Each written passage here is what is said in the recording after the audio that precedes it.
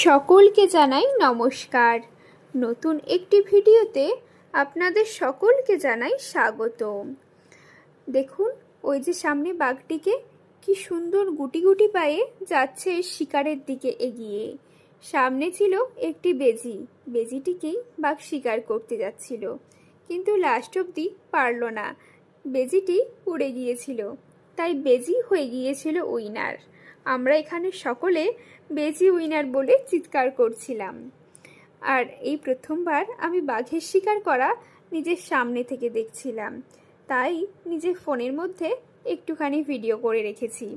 আর ওই যে দেখুন, সিংহ মামা গুহার বাইরে পাহারা দিচ্ছে, ভেতরে সিংহী আছে, আর মাঝে মাঝে গর্জন করে ডেকে উঠছিল।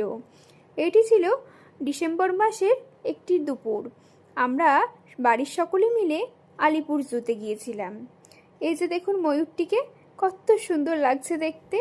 আর এই যে পাখিগুলিকে দেখছেন, দল বেঁধে সকলে মিলে আছে, কি নাম এখন আর আমার তা মনে নেই, কিন্তু দেখতে বেশ ভারী সুন্দর।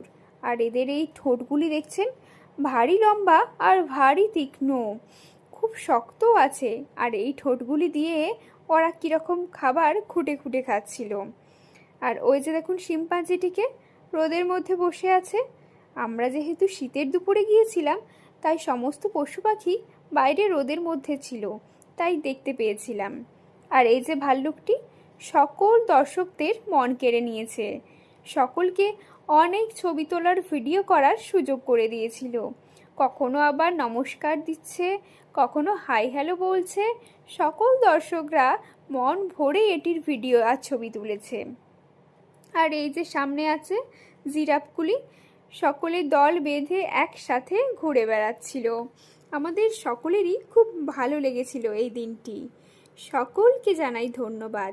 দেখা হবে পরের একটি ভিডিওতে।